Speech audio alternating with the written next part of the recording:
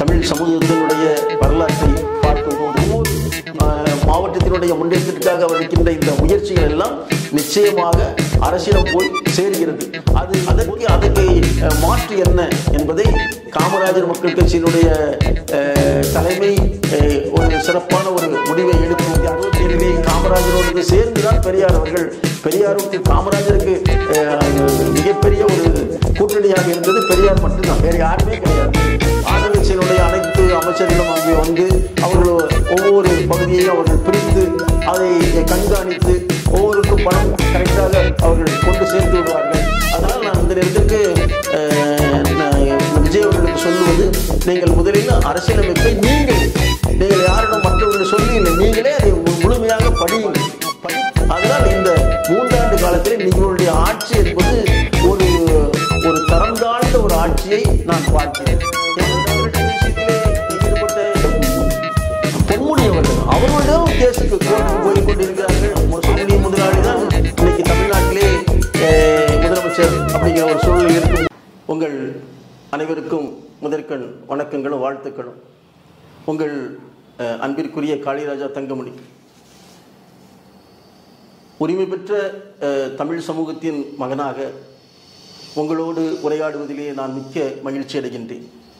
தமிழ் சமூகத்தினுடைய வரலாற்றை பார்க்கும்போது இன்றைய தலைமுறை உரிமை பெற்ற தலைமுறையாக, அனைத்து உரிமைகளோடும் வாழ்கின்ற ஒரு தலைமுறையாக நாம் வாழ்கிறோம். அப்படி நமக்கு கிடைத்த அரிய வாய்ப்பை கொண்டு நாம் ஒரு சிறந்த தலைமையை தமிழகத்திலே உருவாக்க வேண்டும் என்பதுதான் என்னுடைய விருப்பம். இன்றைக்கு அப்படிப்பட்ட ஒரு தலைமை இருக்கிறதா என்றால் நிச்சயமாக இல்லை. ஏன் என்றால் இன்றைய தமிழகத்தினுடைய முதலமைச்சராக இருக்கின்ற ஐயா மு.க. ஸ்டாலின் அவர்கள் தலைமையிலே இயங்குகின்ற இந்த அமைச்சரவையிலே ஊழல் செய்தவர்கள், அவர்கள் கோர்ட்டுக்கு செல்லக்கூடியவர்களாக இருக்கிறார்கள்.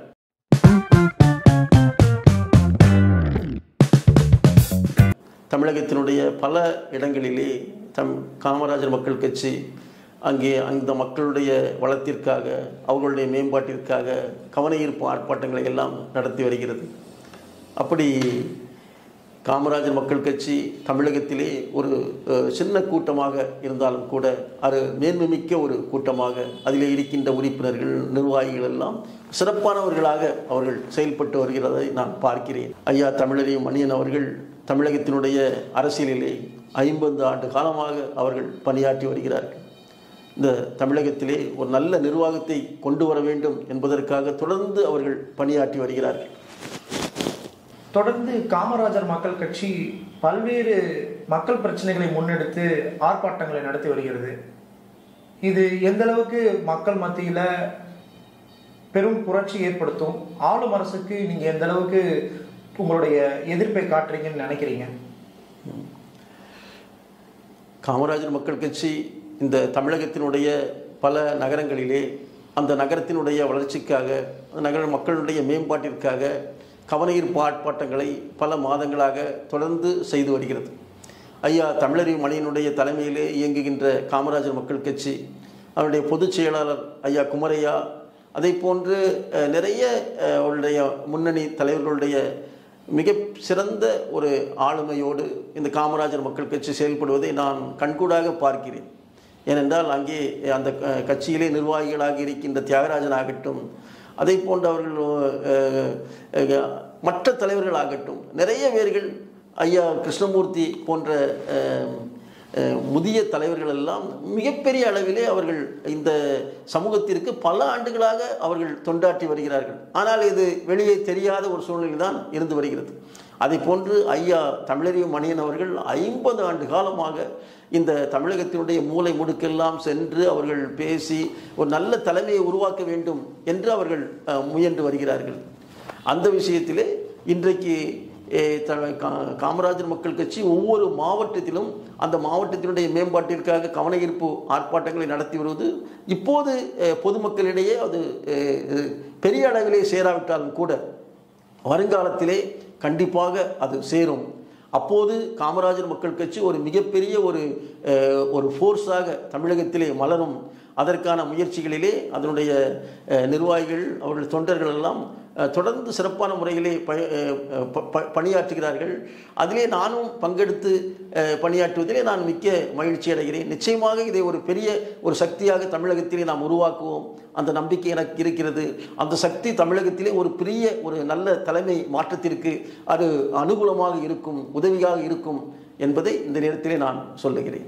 காமராஜர் மக்கள் கட்சி ஒவ்வொரு நகரங்களிலும் நடத்துகின்ற இந்த கவனஈர்ப்பு ஆர்ப்பாட்டம் அந்த நகரத்தினுடைய முன்னேற்றத்திற்காக, நகரத்தினுடைய மேம்பாட்டிற்காக நடத்தி கொண்ட இந்த ஆர்ப்பாட்டம் இந்த அரசாங்கத்தை எந்த அளவுக்கு அது ஈர்த்திருக்கிறது அல்லது அவர்களிடம் அது சேர்ந்திருக்கிறதா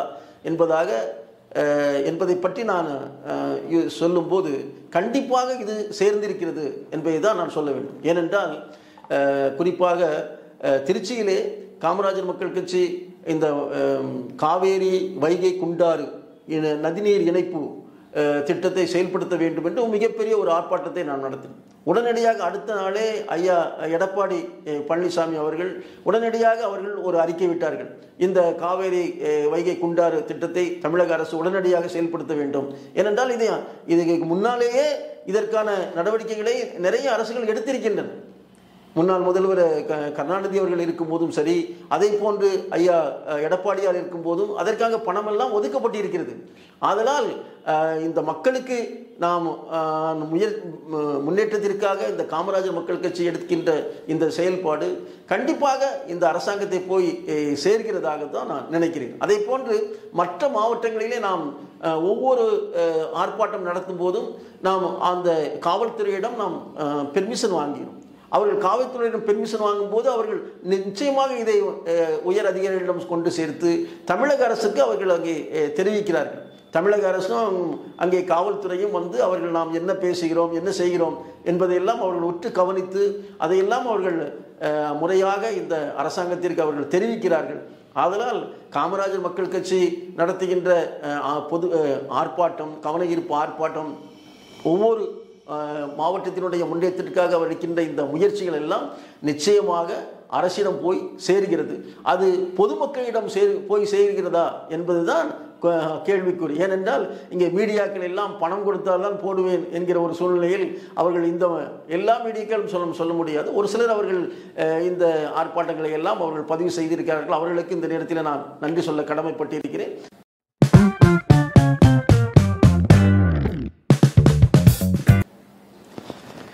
இந்த அண்ணா பல்கலைக்கழகத்திற்கு துணைவேந்தர் நியமனம் செய்யவில்லை என்கிற ஒரு விஷயத்தை எல்லாம் நாம் பார்க்கிறோம். ஏன் அவர்கள் இந்த மாதிரியான ஒரு அப்பாயின்மெண்ட்டை அவர்கள் வந்து செய்வதில்லை? அது நிர்வாக சீர்கேடு. அதுதான் நான் சொல்லுகிறேன். இங்கே வந்து இந்த அரசாங்கம் வந்து அவர்கள் அடுத்த தேர்தலை நோக்கி அவர்கள் போகிறார்களே, பயணிக்கிறார்களே தவிர இந்த நாட்டிலே ஒரு நல்ல நிர்வாகம் இருக்க வேண்டும். இந்த கல்வித்துறையிலே ஒவ்வொரு கல்லூரியிலும் அங்கே அவர்கள் முதல்வர் இருக்க வேண்டும், அதே போன்ற அனைத்து ஆசிரியர் பெருமக்களும் இருக்க வேண்டும் என்கிற ஒரு எண்ணத்தை அவர்கள் பெற்றிருக்க வேண்டும். ஏனென்றால் இவர்கள் ஆட்சியாளர்கள் அந்த அளவுக்கு அறிவு படைத்தவர்களாக இல்லைன்னா விஷயம் தெரிந்தவர்களாக இருப்பதாக நான் நினைக்கவில்லை. அதுதான் ஒரு குறையாக நான் நினைக்கிறேன். ஏன்னா முதலமைச்சர் போன்ற அமைச்சர்கள் எல்லாம் இதற்கு கொடுக்க வேண்டிய முக்கியத்துவம் அவர்கள் கொடுக்கவில்லை என்றால் அதை பற்றிய விஷயம் நானும் அவர்களுக்கு தெரியவில்லை. ஒரு கல்லூரி எப்படி இயங்குகிறது, அவருடைய அவர்களுடைய பணி என்ன, ஒரு நாட்டிலே ஒரு மாநிலத்திலே ஒரு முதல்வர் இல்லை என்றால் அப்போ அந்த நாட்டிலே ஒரு நல்ல ஒரு பணி எப்படி அங்கே நடக்கும், நிர்வாகம் சரியாக இருக்காது. அதை போன்று ஒவ்வொரு கல்லூரியிலும் அங்கே முதல்வர் இருக்க வேண்டும். அதை போன்று பல்கலைக்கழகத்திலே துணைவேந்தர்கள் கண்டிப்பாக இருக்க வேண்டும். அப்படி இருக்கும்போது தான் அங்கே ஒரு முறையான ஒரு நிர்வாகம் நடக்கும். இல்லைன்னா யாரிடம் சொல்லுவது, யாரிடம் அவர்களை வந்து அதை பெர்மிஷன் வாங்குவது என்பதெல்லாம் அவர்களுக்கே தெரியாது. அதனால் கண்டிப்பாக இந்த நியமனம் என்பது அண்ணா பல்கலைக்கழகத்தினுடைய துணைவேந்தர் மட்டுமல்ல, அனைத்து தமிழகத்தினுடைய அனைத்து துணைவேந்தர்களுடைய பதவிகளும் நீங்கள் உடனடியாக நீங்கள் நிரப்ப வேண்டும், நீங்கள் பணி உத்தரவு கொடுக்க வேண்டும், அதற்கான பணியை நீங்கள் உடனடியாக ஆரம்பியுங்கள் என்று இந்த நேரத்திலே நான் சொல்லுகிறேன். நீங்கள் இந்த நேரத்தில் இதிலே நீங்கள் கவர்னரை எல்லாம் கொண்டு வர வேண்டிய அவசியமே இல்லை. ஏனென்றால் துணைவேந்தர் நியமனம் என்பது அங்கே ஒரு குழு போட்டு அவர்கள் தேர்ந்தெடுப்பார்கள், அதை நீங்கள் பரிந்துரை செய்வீர்கள், அவ்வளவுதான். அதனால் வந்து நீங்கள் அதுக்காக நீங்கள் வந்து உங்களுடைய கவர்னர் வந்து என்னுடைய பிரச்சனையால் என்பதாக எல்லாம் நீங்கள் இதுக்கு இந்த துணைவேந்தர் என்னுடைய நியமனத்திலே நீங்கள் கொண்டு வரக்கூடாது. அதைத்தான் நான் திரும்ப திரும்ப சொல்லுகிறேன். உங்களுடைய கட்சி விஷயத்திற்கு நீங்கள் இணக்கமாக போகும்போது இந்த மாதிரியான விஷயங்களுக்கும் நிர்வாகத்திற்கும் ஒரு நல்ல நிர்வாகம் நடப்பதற்காக நீங்கள் கவர்னரோடு இணக்கமாக செல்லுங்கள் என்று இந்த நேரத்திலே நான் கேட்டுக்கொள்கிறேன். துணைவேந்தர் தான் அவர் தலைவர். அவருடைய கீழே இருக்கின்ற ஒரு முதல்வர் எப்படி இருக்கிறார், முதல்வர் கீழே அமைச்சர்கள் இருக்கிறார்கள், அதே போன்றுதான் ஒரு துணைவேந்தர். துணைவேந்தருக்கு கீழே அவர்கள் பல டிபார்ட்மெண்ட்ஸ், பல துறைகள் இருக்கும். அந்த பல துறைகளிலே நீங்கள் அதே போன்ற நிறைய கல்லூரிகள் இருக்கும். ஒரு துணைவேந்தருக்கு கீழே பல கல்லூரிகளும் அங்கே இருக்கிறது. அந்த ஒவ்வொரு கல்லூரிகளுக்கும் எப்படி நிர்வாகம் பண்ணுவது, இந்த அனைத்து கல்லூரிகளுக்கும் அவங்க தேர்வு எப்படி நடத்துவது. ஏனென்றால் இவர் இன்னைக்கு தமிழகத்தில் எடுத்தால் அண்ணா யூனிவர்சிட்டி நிறைய கல்லூரிகள் எல்லாம் இருக்கிறது. அதையெல்லாம் பார்க்கும்போது அதை நிர்வாகம் பண்ணுவது மிக மிக ஒரு கஷ்டமான ஒரு காரியம். அப்படிப்பட்ட ஒரு சூழலிலே அங்கே ஒரு முடிவு எடுத்து அதை அவங்க செயல்படுத்தும் போது அதற்கு ஒரு தலைமை வேண்டும். தலைமையே இல்லாமல் இருக்கும்போது யாரிடம் செல்வது? அங்கே நிறைய துறைகள் இருக்கிறது. அது குறிப்பாக சொல்ல வேண்டால் ஒரு எக்ஸாம் செல் என்று ஒன்று இருக்கும். அதே போன்று நீங்கள் அட்மிஷன் செல் என்று இருக்கும். இவர்களை எல்லாம் எப்படி நீங்கள் சேர்ப்பது? அவர்களுடைய அத்தனை விஷயங்களும் இன்னும் நிறைய விஷயங்கள் இருக்கிறது. அங்கே கல்லூரிக்கு கல்லூரியினுடைய அந்த கீழே வராத மற்ற துறைகள், ஸ்போர்ட்ஸு எல்லாம் இருக்கிறது. அந்த ஸ்போர்ட்ஸ்லேயே சிறப்பாக செயல்படுகிற மாணவர்கள் எல்லாம் பெரிய இடத்திற்கு போகக்கூடிய வாய்ப்பு இருக்கிறது. அதனால் கல்லூரி அல்லது யூனிவர்சிட்டி என்று சொல்லும்போது துணைவேந்தர் அவர் தான் தலைவர்.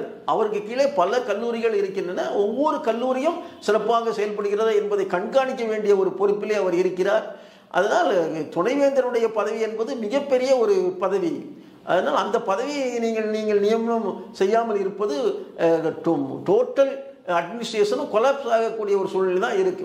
அதனால தான் இந்த அண்ணா யூனிவர்சிட்டிய இன்சிடென்ட்ஸ் எல்லாம் நடப்பதாக நான் பார்க்கிறேன்.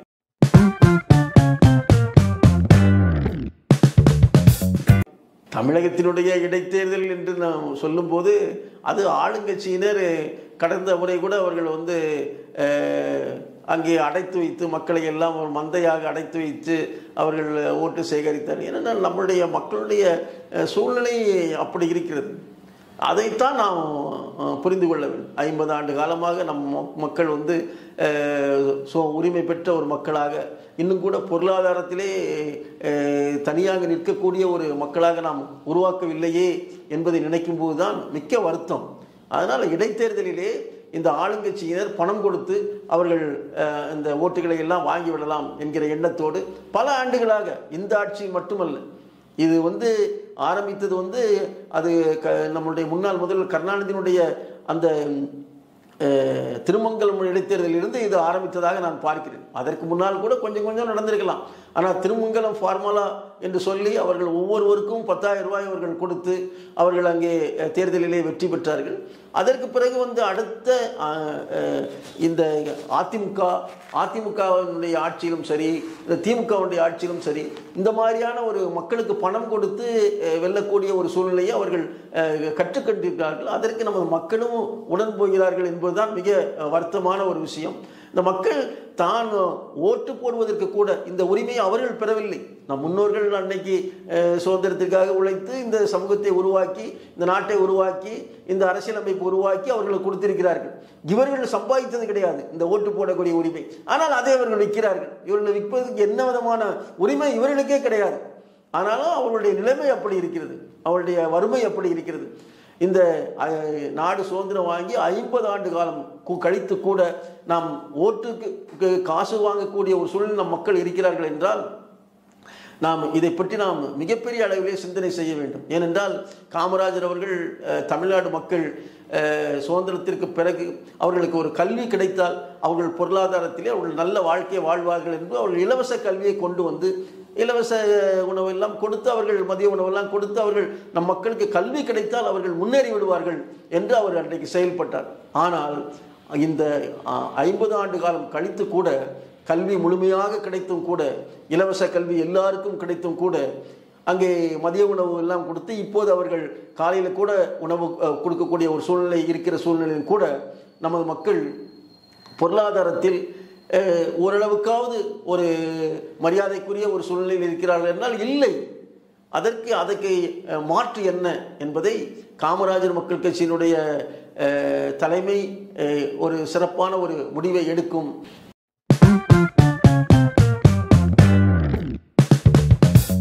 பெரியார் அவர்கள் பல காலகட்டங்களிலே அவர் பலவிதமான ஒரு முடிவுகளை எடுத்திருக்கிறார். அதையெல்லாம் அவர்கள் நிறைய அவருடைய வாழ்க்கையை அவருடைய நண்பர்களே தொகுத்திருக்கிறார்கள். அதனால் அவர் இளைஞராக இருக்கும்போது அவர் ஒரு விதமான ஒரு வாழ்க்கையை வாழ்ந்திருக்கிறார். அதற்கு பிறகு அவர் முதியவர் ஆன பிறகு அதுக்கு அவருடைய கதை அவர் விஷயமாக நிறைய விஷயங்களிலே அவர் மாறுபடுகிறார். குறிப்பாக சொல்ல வேண்டுமானால் அவர் இந்த கள்ளுக்கடை மறியல் கள்ளுக்கடை எதிர்த்து அவர் அங்கே அவருடைய தென்னை மரங்களை எல்லாம் வெட்டியதாக சொல்லுவார். பின்னாலே கருணாநிதி அவர்கள் கள்ளுக்கடையை திறந்த போது அவர்கள் அதையெல்லாம் எதிர்க்கவில்லை.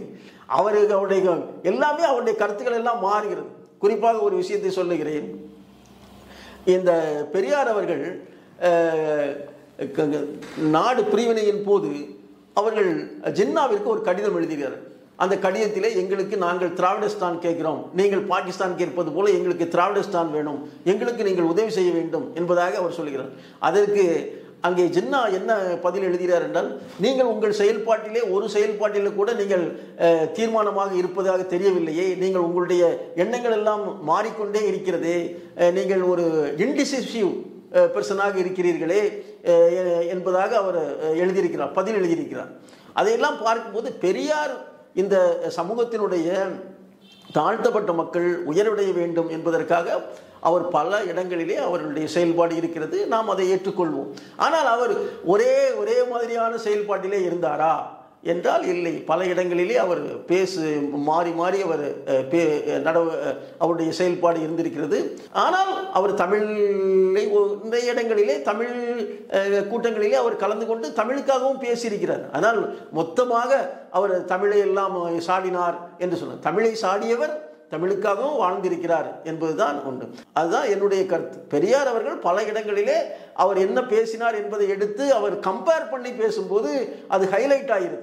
ஏனென்றால் பாரதியை பற்றி பேசும்போது பெரியாரை கொண்டு வந்து பேசுவது பாரதியினுடைய உயர்வுக்கு அது மிகப்பெரிய அளவிலே உயர்வு கொடுக்கும் என்பதற்காக சீமான் பேசுகிறார். அது உண்மை.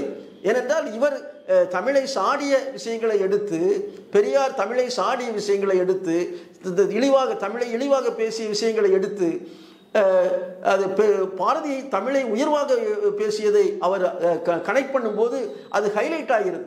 அது பாரதியை மிகப்பெரிய அளவிலே உச்சத்திற்கு கொண்டு போகிறது, பெரியாரை அது தாழ்த்துகிறது. அதனால்தான் இவர்களுக்கு கோபம் அந்த திராவிட கட்சிகளுக்கெல்லாம். ஏனென்றால் அவர்கள் பெரியாரை கொச்சைப்படுத்துகிறார்கள், இழிவுபடுத்து. ஆனால் பெரியார் அதற்காக தமிழுக்காக பேசவில்லையா, தமிழுக்காக வாழவில்லையா? அவர் அதற்காகவும் வாழ்ந்திருக்கிறார். ஏன்னால் ஒரு காலத்திலே அவர் ஒரே மாதிரியான நிலைப்பாடை அவர் கொண்டிருக்கவில்லை.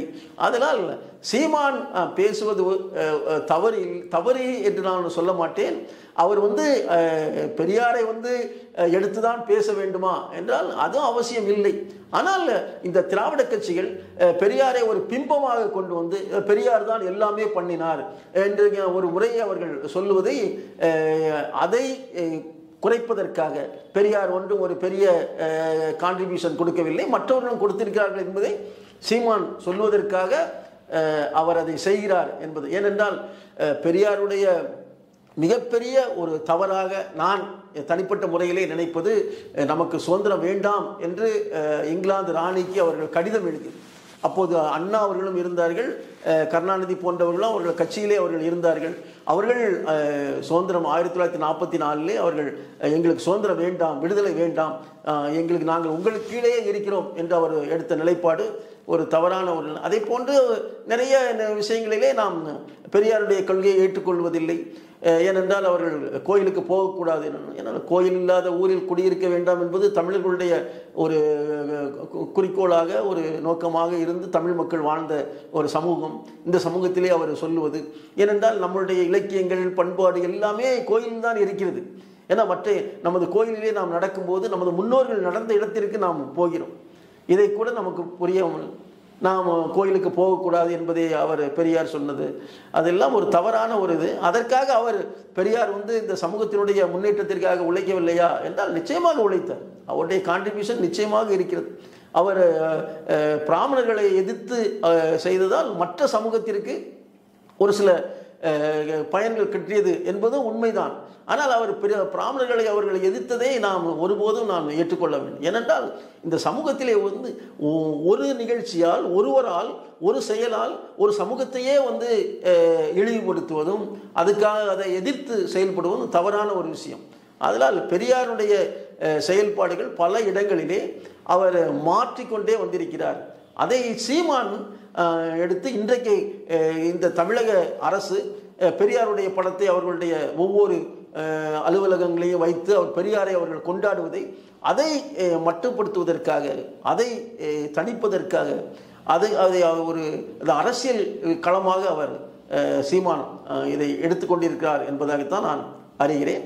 ஆனால் சீமான் அவர்கள் முடிந்து போன தலைவர்களை பற்றி பேச வேண்டிய அவசியமும் இல்லை. ஏனென்றால் காமராஜர் மக்கள் கட்சி என்பது தமிழ் சமூகத்தினுடைய ஒரு அமைதிக்காக, இந்த சமூகம் அமைதியாக இருக்க வேண்டும், அதன் மூலம் இந்த தமிழ் மக்கள் வந்து வளம் பெற வேண்டும், தங்களுடைய பணியை அவர்கள் இயல்பாக செய்ய வேண்டும் என்பதுதான் நம்மளுடைய ஒரு முக்கியமான ஒரு நோக்கம்.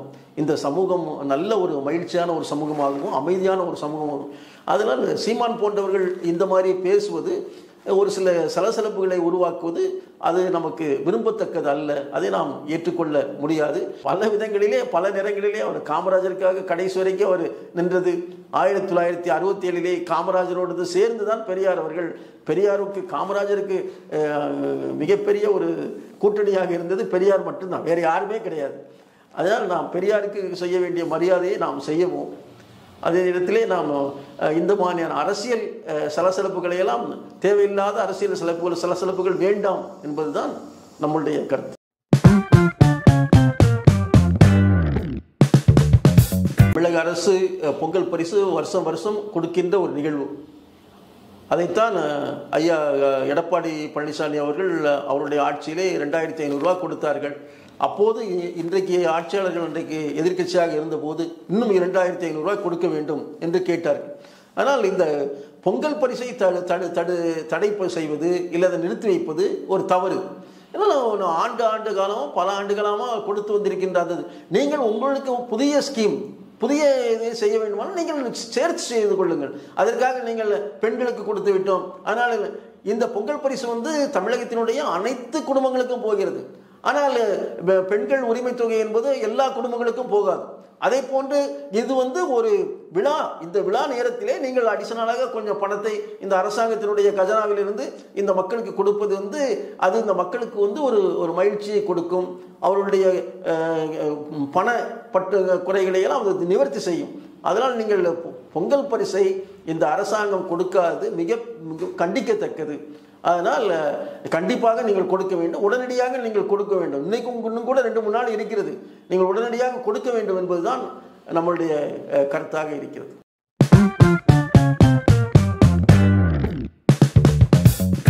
பொருளாதார குழு என்று தமிழகம் அரசு வந்து அவர் அமைத்து அவர்கள் செயல்படுத்தியது ஒரு நல்ல ஒரு விஷயம். ஏனென்றால் இந்த தமிழ்நாட்டிலே ஒரு பொருளாதாரத்தை நாம் எப்படி உயர்வுபடுத்துவது, அதை போன்று இந்த நிறைய திட்டங்களை எல்லாம் அவர்கள் கொண்டு வருவது என்பதெல்லாம் ஒரு நல்ல விஷயம். அது தமிழக அரசு அந்த பொருளாதார குழுவை அமைத்ததை நாம் வரவேற்கிறோம். ஆனால் அந்த குழு சொன்ன விஷயங்களை எல்லாம் என்ன சொன்னார், ஏனென்றால் அதையெல்லாம் நான் முழுமையாக படிக்கவில்லை.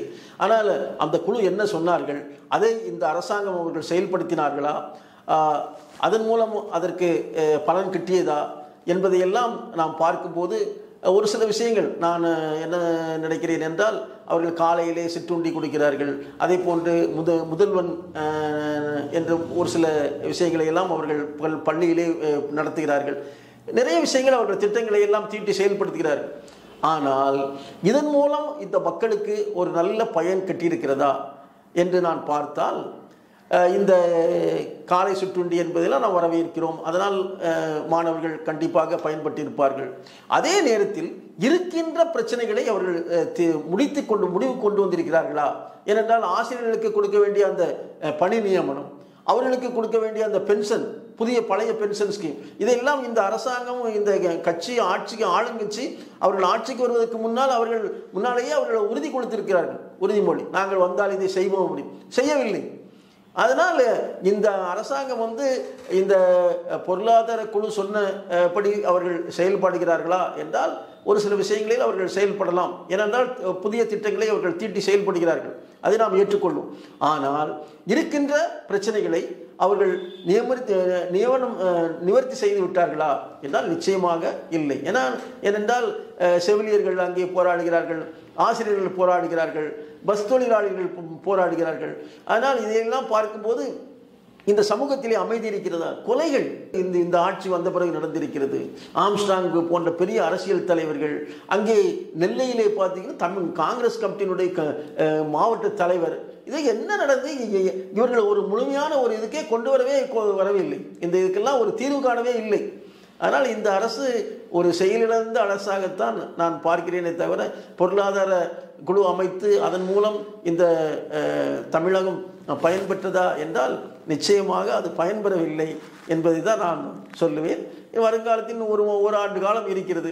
இதுவரைக்கும் இவர்களுடைய செயல்பாடு திருப்திகரமாகவே இல்லை பொருளாதார அடிப்படை. ஏனென்றால் அவர்கள் பொருளாதார குழு என்பது காலங்காலமாக வருஷமாக கொடுக்கக்கூடிய இந்த பொங்கல் பண்டிகைக்கான அந்த பணமும் கொடுக்கவில்லை என்பதே இந்த பொருளாதார குழுவினுடைய தோல்வியாகத்தான் நான் பார்க்கிறேன்.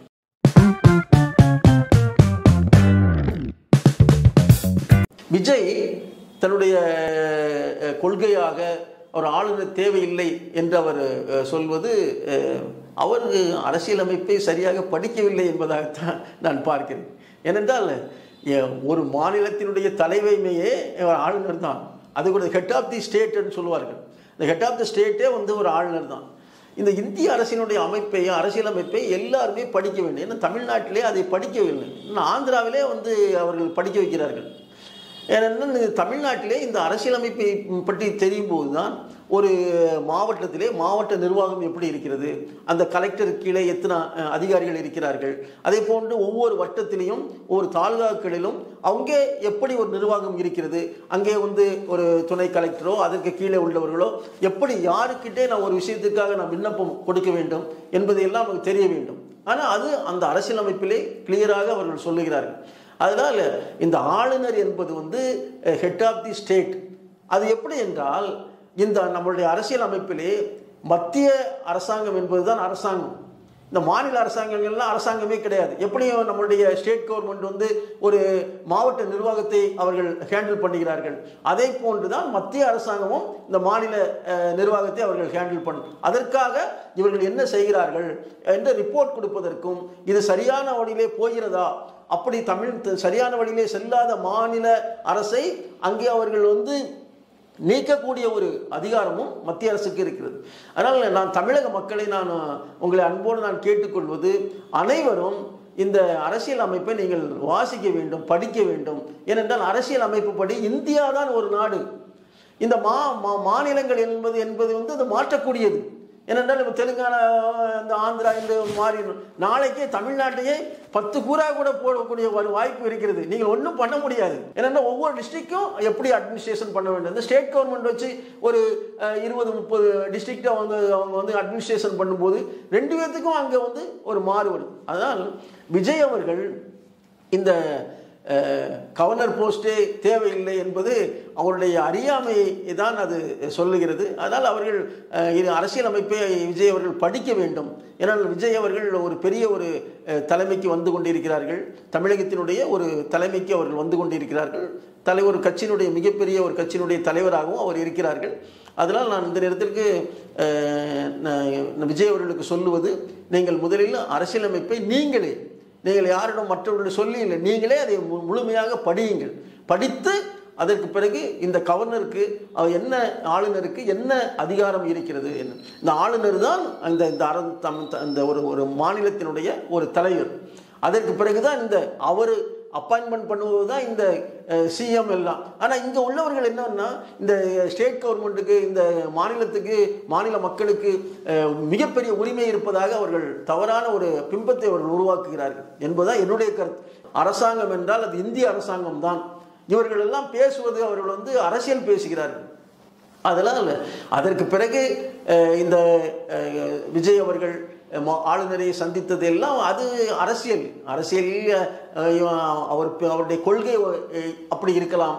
ஆனால் அதற்காக அவருடைய செயல்பாடு இந்த அரசாங்கத்திற்கு எதிராக ஒருவருக்கு மனு கொடுக்க வேண்டும் என்றால் ஆளுநரிடம் கொடுக்க வேண்டும். அதைத்தான் முன்னாள் மு.க. ஸ்டாலின் அவர்களும் செய்திருக்கிறார்கள், இன்றைய முதல்வர் அவர்கள். அதனால் அதிலே ஒன்றும் தவறில்லாம் என்று நான் சொல்ல மாட்டேன். விஜய் அவர்களுக்கு இந்த நேரத்திலே நான் சொல்வது, நீங்கள் அரசியலமைப்பை முழுமையாக படியுங்கள், அதற்கு பிறகு நீங்கள் நல்ல தலைமையை உருவாக்க முயலுங்கள் என்பதுதான்.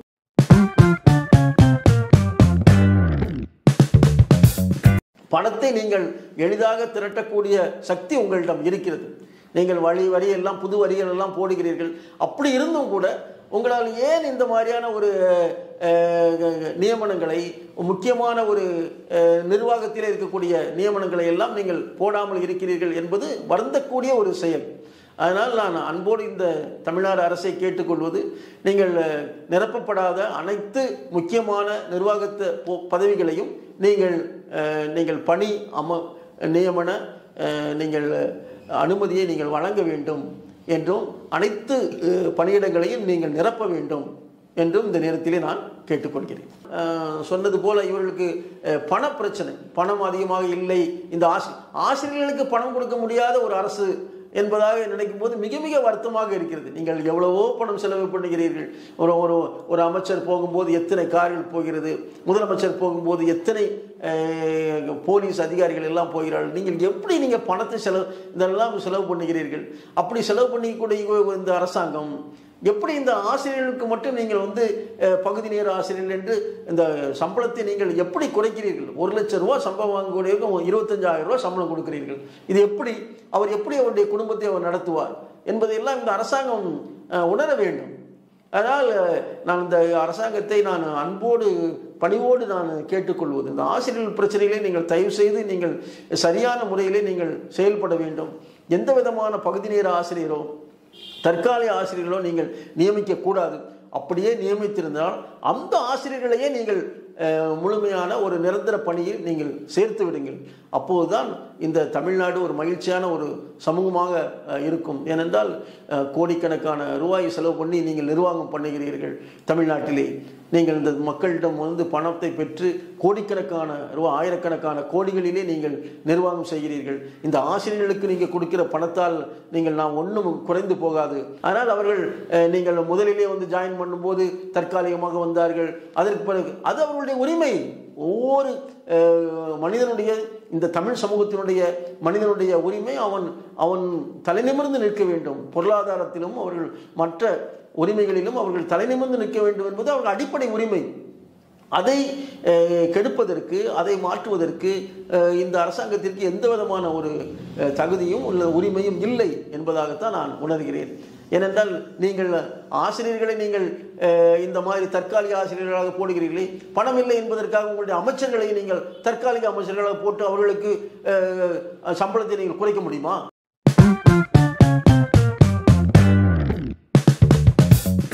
இந்த கடந்த 3 ஆண்டு கால திமுக ஆட்சியின் தமிழ் மக்களுக்கு ஒரு மிகப்பெரிய ஒரு தலை குனிவு உருவாக்கக்கூடிய ஒரு நிர்வாகத்தை தான் அவர்கள் கொடுத்திருப்பதாக நான் பார்க்கிறேன். ஏனென்றால் இவர்கள் புதிய திட்டங்களை எல்லாம் தீட்டி, குறிப்பாக சொல்ல வேண்டுமென்றால் இந்த காலை சிற்றுண்டி, அதே போல இந்த மகளிர் உதவித்தொகை என்றெல்லாம் இவர்கள் கொடுக்கிறார்கள். அதை நாம் ஏற்றுக்கொள்வோம். ஆனால் அதை நாம் வரவேற்கிறோம். ஏனென்றால் நல்லது செய்யும் போது நாம் கண்டிப்பாக நாம் வரவேற்போம். அதே நேரத்திலே நீங்கள் மகளிருக்கு உதவித்தொகை கொடுத்து விட்டோம், அதனால் பொங்கல் பணம் கொடுக்க மாட்டோம் என்று சொல்வது தவறு.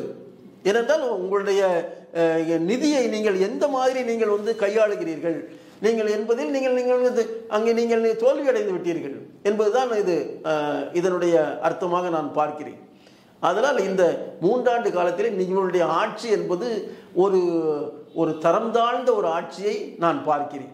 ஏனென்றால் அவர்கள் செந்தில் பாலாஜி அவர்களுடைய விஷயத்தை நாம் எடுத்துக்கொண்டால், அவர்கள் நேற்று தான் அவர்கள் ரிலீஸ் ஆகியிருக்கிறார்கள் ஜெயிலில் இருந்து. இன்றைக்கு அவர் திரும்ப நீங்கள் பணியை அமர்த்தி விட்டீர்கள். திரும்பவும் அவர் கோர்ட்டுக்கு போய் கொண்டிருக்கிறார். அவர் ஜாமீன் கேட்டு, அவர் ஜாமீனிலே இருக்கிறவருக்கு ஒரு அமைச்சர் பதவி. ஏனென்றால் நீங்கள் ஒரு பொலிட்டிக்கலாக, நீங்கள் ஒரு அரசியலாக நீங்கள் பார்க்கிறீர்கள். செந்தில் பாலாஜி மேலே எடுத்த ஒரு அந்த வழக்கு விசாரணை என்பதை நீங்கள் மத்திய அரசு ஒரு அமைச்சர் மீது எடுத்த ஒரு வழக்காக நீங்கள் பார்க்கிறீர்கள். அதே செந்தில் பாலாஜி மீது நீங்கள் முதலிலே நீங்கள் குற்றம் சாட்டினீர்கள். நீங்கள் நீதிமன்றத்திற்கு சென்றதும் திமுக தான். இப்படி அவர் ஒரு எதிர்கட்சியாக இருக்கும்போது அவரை நீங்கள் ஒரு பார்வை பார்ப்பதும், அதற்கு பிறகு அவர் உங்களுடைய கட்சிக்கு வந்த பிறகு நீங்கள் அவரை ஒரு விதமாக நீங்கள் வேறு விதமாக நீங்கள் பார்ப்பதும் என்பது ஒரு தவறு. அதையெல்லாம் இந்த மக்களை நீங்கள் அப்போ என்ன நினைக்கிறீர்கள்? நீங்கள் இந்த மக்களை நீங்கள் என்ன நினைக்கிறீர்கள்? நான் எதுனாலும் செய்வேன், எதனாலும் பண்ணுவேன், இனியெல்லாம் ஒன்றுமே கிடையாதுடா என்பது போலதான் நீங்கள் நினைக்கிறீர்கள். அதெல்லாம் தமிழக மக்களை ஒரு மதிப்புமிக்க மக்களாக இந்த அரசாங்கம் நினைக்கவில்லை என்பதை தான் இந்த செந்தில் பாலாஜி அவர்களுடைய விஷயத்திலே நாம் பார்க்கிறோம். அதே போன்று மணல் திரட்டு விஷயத்திலே ஈடுபட்ட அவர்கள் இந்த பொன்முடி அவர்களிடம் கேஸுக்கு கோர்ட்டுக்கு போய் கொண்டிருக்கிறார்கள். அவர்களையும் மந்திரிகளாக அவர் வைத்திருக்கிறார்கள். அதே போன்று சாராயம் காட்சி, அவர் சாராயம் காய்ச்சக்கூடிய ஒரு செயல்பாட்டில் ஈடுபட்ட கூடியவர்களும் நீங்கள் மந்திரியாக வைத்திருக்கிறீர்கள். இப்படிப்பட்ட ஒரு அமைச்சர்களை வைத்து ஒரு நிர்வாகம் பண்ணுகிறீர்கள் என்றால், இப்படிப்பட்ட ஒரு நிர்வாகம் ஒரு தவறான ஒரு கேடுகட்ட ஒரு நிர்வாகமாகத்தான் நான் பார்க்கிறேன். இவர்கள் எப்படி ஒரு நல்ல ஒரு முறையிலே அவர்கள் செயல்படுவார்கள்? அவர்களுடைய பிரச்சனைகளையே அவர்கள் தீர்ப்பதற்கு அவர்கள் முயன்று கொண்டிருப்பார்களே தவிர இந்த மக்களுக்கான நல்ல ஒரு நிர்வாகத்தை அவர்களால் நிச்சயமாக கொடுக்க முடியாது. ஒட்டுமொத்த தமிழக மக்களுக்கும் இது ஒரு டிஸ்கிரேஸ் என்றதான் இந்த தமிழ்நாடு அரசு ஒரு டிஸ்கிரேஸ் என்று தான் நான் பார்க்கிறேன். இப்படி முதல்வர் அவர்கள் செயல்படுவது, நான் அதுதான் முதலில் சொன்னது போல இந்த முதல்வர் அவர்கள் ராஜினாமா செய்ய வேண்டும். இவர்கள் நீங்கள் முரசொலியினுடைய முதலாளி, அடுத்த முதலாளி நம்முடைய உதயநிதியே நீங்கள் முதலமைச்சர் ஆகியிருக்கீங்க. ஏனென்றால் முரசொலி முதலாளி தான் இன்றைக்கி தமிழ்நாட்டிலே முதலமைச்சர் அப்படிங்கிற ஒரு சூழ்நிலை இருக்கும்போது அடுத்த முதலாளி உதயநிதியை நீங்கள் முதலமைச்சர் ஆக்கிவிடுங்கள். உங்கள் அன்பிற்குரிய காளிராஜா தங்கமணி, உங்கள் அனைவருக்கும் எனது வணக்கங்களும் வாழ்த்துக்களும்.